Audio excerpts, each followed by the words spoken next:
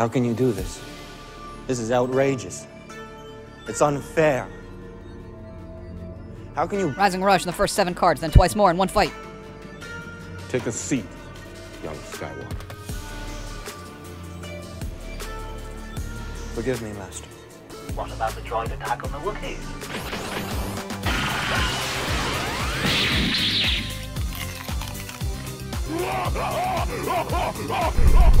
What candy now?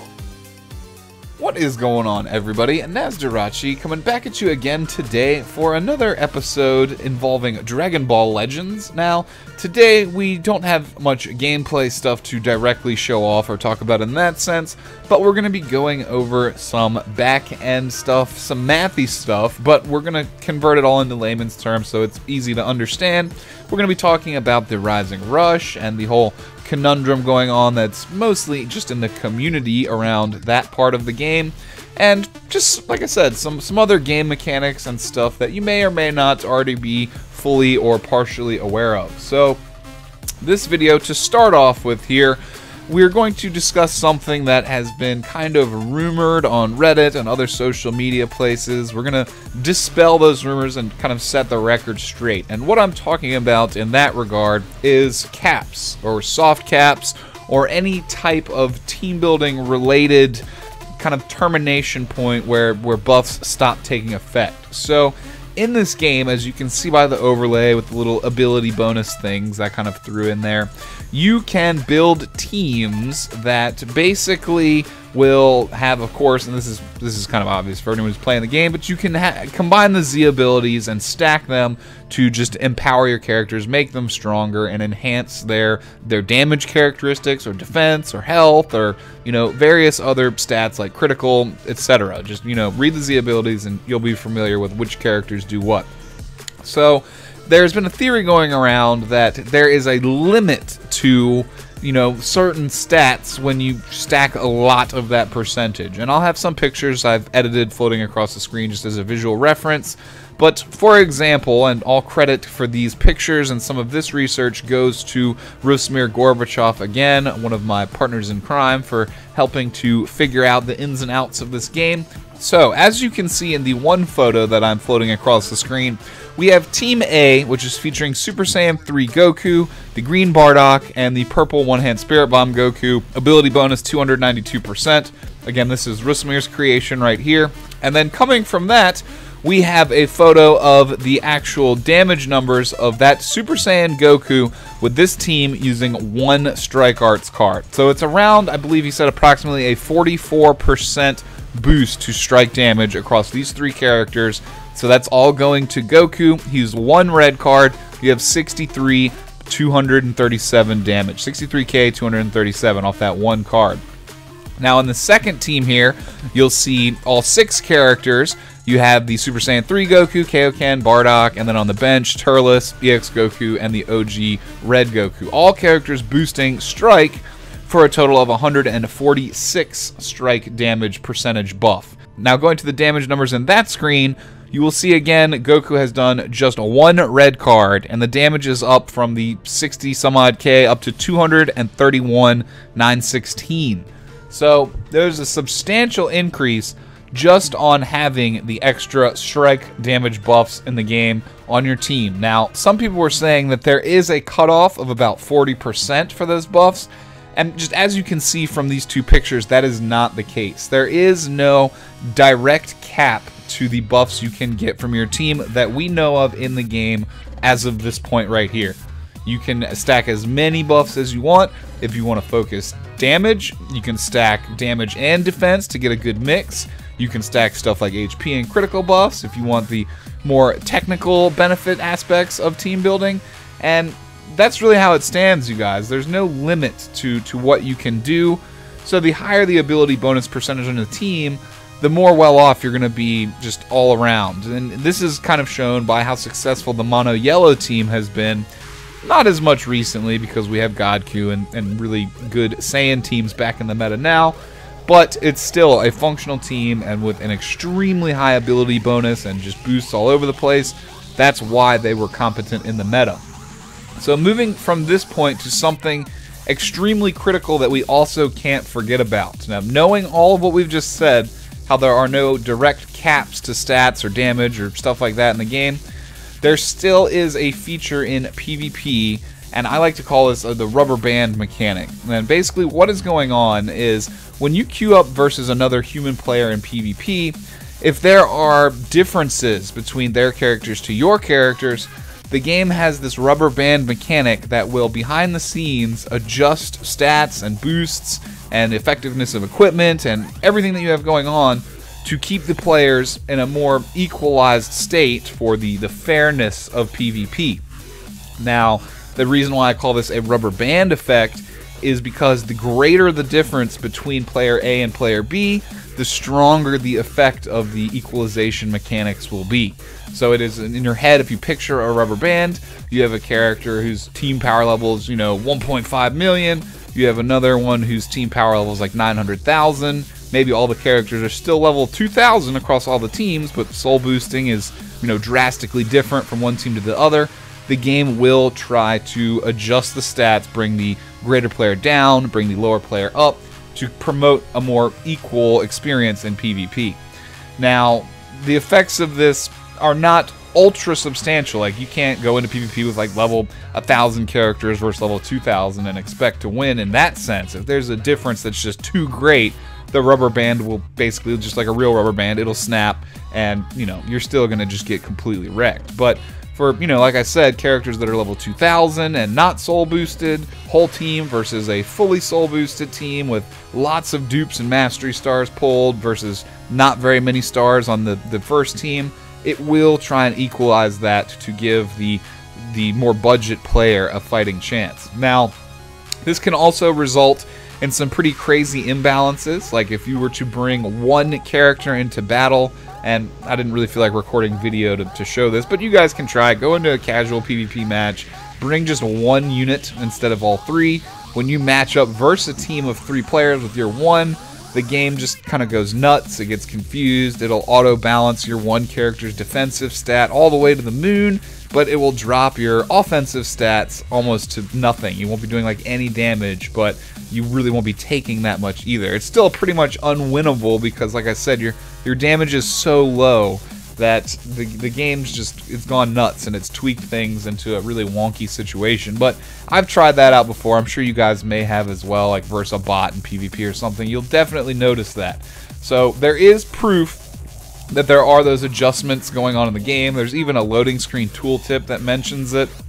So we know that those systems are in the game. Now, I'm not really going to dive into a whole bunch of math and direct numbers and all that confusing stuff because, most of us are just casual players, but you just need to be aware that these systems do exist in the game, while also being aware that there is no direct cap.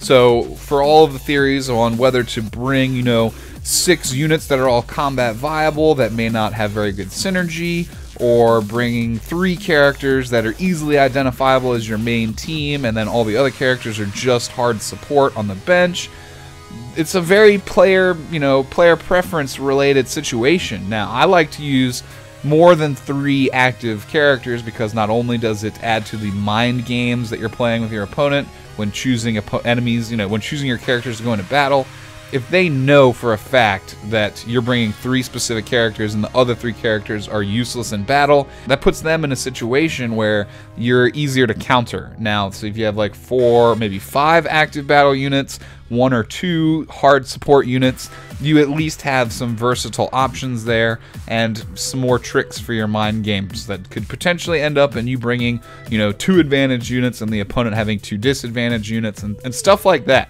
So it's still important to consider the mind games, the fact that we're playing against other human beings and nobody is perfect. So there's still a very solid debate versus, being at a little bit of a disadvantage compared to what you could be with your ability bonuses, but having functional options for your team. Again, that's all up to you guys, but again, just be aware there is no cap, there's no hard cutoff for your stats. Anyone you hear that's saying that, it's probably misguided or just trolling or something like that, or ill-informed, because there is, again, no cap. You saw the damage numbers right over there, but again, things get a little weird in PvP, not versus the AI, because there are those rubber band mechanics. So maybe you could consider that a type of soft cap, because, you know, if your stats are just astronomically too high, it's going to lower them, but that's not really a cap. It's just kind of like I said, it's a rubber band equalization mechanic. So that's about all we have to talk about in terms of caps and buffs and ability bonus, stuff like that. Next up on the dockets for the day is the Rising Rush mechanic, the infamous, the notorious Rising Rush mechanic. So most of you guys already know what Rising Rush is, but just a brief explanation for anyone that may be newer to the game or may not know everything. Rising Rush is kind of like this game's version of the Sparking Burst or Sparking Blast from Dragon Ball FighterZ, or your X Factor from Marvel vs. Capcom 3. It's just consolidated into a kind of single combo with a heavy hit at the end. Now, of course, it is heavily RNG driven. We've seen other games from Dimps, the developer of Legends. They've developed the Budokai series, the Tenkaichi series, the Xenoverse series.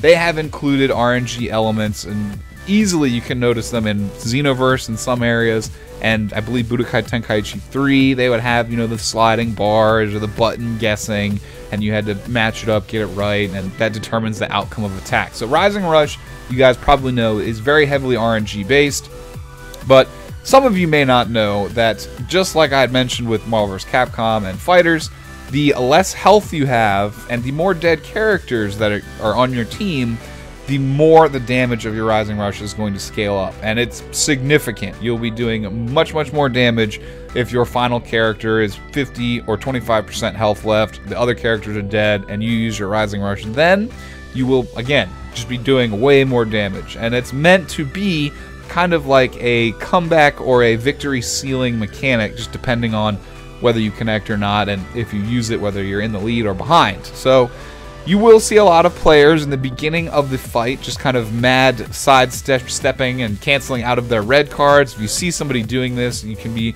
pretty well assured that they're just trying to farm up their first Rising Rush. So of course you'll want to play around that and always try and keep a Vanish available so you can try and get out of the way of the Rising Rush. But just overall, the community is super divided on Rising Rush. Now, I'm not going to inject too much of my opinions into this video for this discussion. I'm going to stay pretty neutral here, but in terms of a fighting game, the Rising Rush, I don't think it's going anywhere for Legends, for this fighting game. Now, you could say that it does kind of take some of the skill out of the game, and in some areas you might be right. Like, you can just completely nuke a character and end certain fights by using the Rising Rush. But there also is a level of skill to knowing when to use it, when not to use it, how to lock the character in battle that you're trying to actually hit with it. You know, whether you're going for an early game Rising Rush and a second one in battle, whether you're planning on not really using it at all until the last character, whether you're going to use it as a throwaway technique to bait the Vanish and then combo a character to death. There are a bunch of layers to the Rising Rush itself that do add some element of skill to the game, and because this is a kind of mobile gacha game where paid players do have an advantage, there's no way around that, you guys. Japanese gacha games, you spend more, you pull more, you get better stuff, you have an advantage. Now again, there is that rubber band mechanic, but these characters, these people with lots of mastery stars, they just have a natural advantage. So Rising Rush, that's why I don't really think it's going anywhere. It's kind of an integral part to the design of this game, but that's not to say that if the community doesn't speak out enough that it can't get balanced or altered in certain ways, which I could possibly be in favor for, just depending. One of the main suggestions that I kind of put forward to kind of calm down the people that are just super upset about Rising Rush being in the game is perhaps they could patch the game so that if your Rising Rush connects, you only get one of them and the Dragon Balls stop showing up at that point. I think one Rising Rush per match that is successful is a good balance of a very powerful mechanic.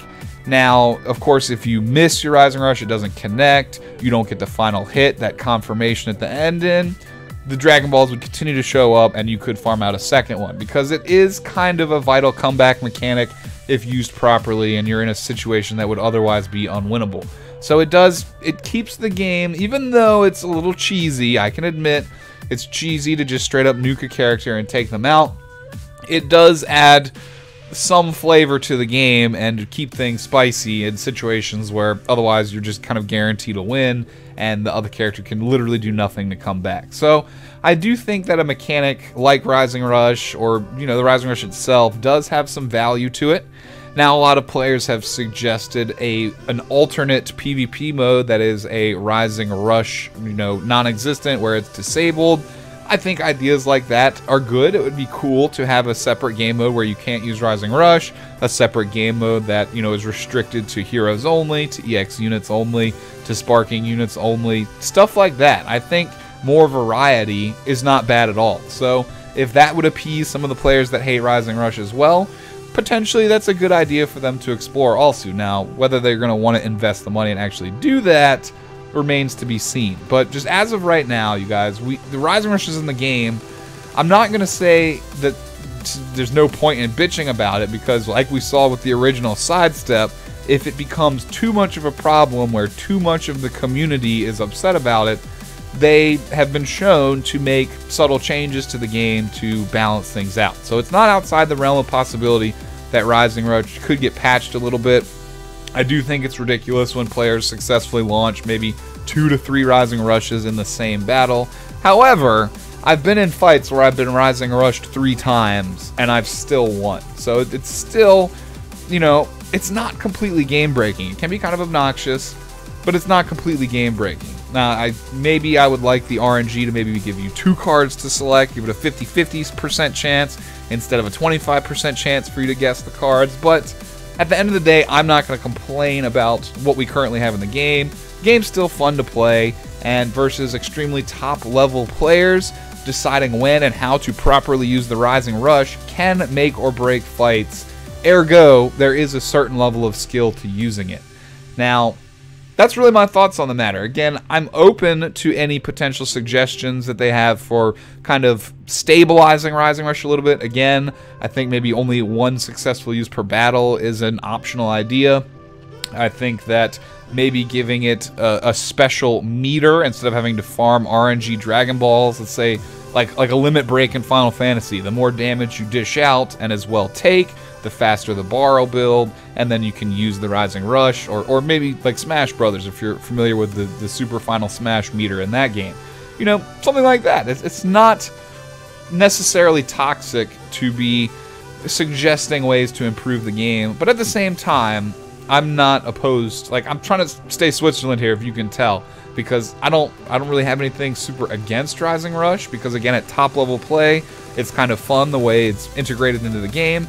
But at the same time, it's super frustrating when you just get wrecked, a match is laggy, someone farms up the Dragon Balls in their first 7 cards and uses it, and then gets their second one, and then you still only have like 6 cards that you've earned. There are some frustrating aspects with the Rising Rush that I do think could potentially be balanced to better the game out. But that's really my opinion on it, and well, kind of from a Switzerland-esque neutral standpoint. I want to know what you guys think.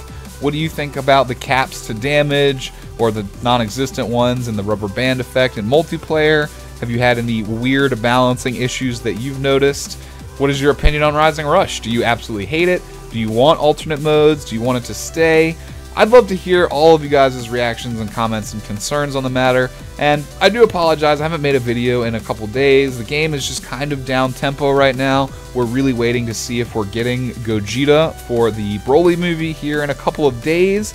And then beyond that, there's just some rumors that are floating around on Reddit and stuff like that, but nothing concrete. So I'm not really wanting to spend too many crystals on this Ultra Space Time 8, at least until we find out about Gogeta and I see how the tickets go. So I haven't been able to showcase really anything new in PvP. But outside of that, there'll still be plenty of videos coming for Legends. This one was more kind of like a discussion. What are your guys' thoughts on Rising Rush and all the ability buffs, the team building in this game? Definitely hit up the comments and let me know. I'm trying to think if there's anything important that I forgot to mention about Rising Rush. Not really, guys. It's Dimps here. Again, it's a gacha game. There's got to be some element of RNG in it. Now, something else maybe I'd like to see changed is if you have your Rising Rush guest, maybe they don't get a free combo coming out of it. But I don't know, you guys. I don't really have too many problems with the state of the game other than all the hackers and the cheaters, the disconnecting, the point farmers that have no respect for people that actually want to play the game, and stuff like that will eventually lead to the just souring of the player base and the potential death of the game. So I really think that Dimps and Bandai needs to jump on that immediately and try and get that corrected. Then they need to start adding, you know, more fun and flavored content to the game. Then maybe we can explore patching some of the game mechanics that have been in here, or altering them a little bit that might make the experience a little bit more balanced. But for now, I don't really think there's any huge problems with Rising Rush. Again, I've said the same thing a couple of times now, just in different ways, so let me know what your thoughts are down in the comments below. Remember to always build your teams strong with buffs, but with variety as well. I'd say aim for at least 1200% ability boost or better. You should be fine, because you'll have some viable options for different characters, and you'll also have some good synergy on the bench as well. So those are all my thoughts on the video for today. Again, sorry there's no real gameplay, but I just figured we'd talk about some back-end stuff. I hope you don't mind, and if you liked the video, consider leaving a thumbs up. If you're new around here, consider subscribing. I'd love to see you again on future videos.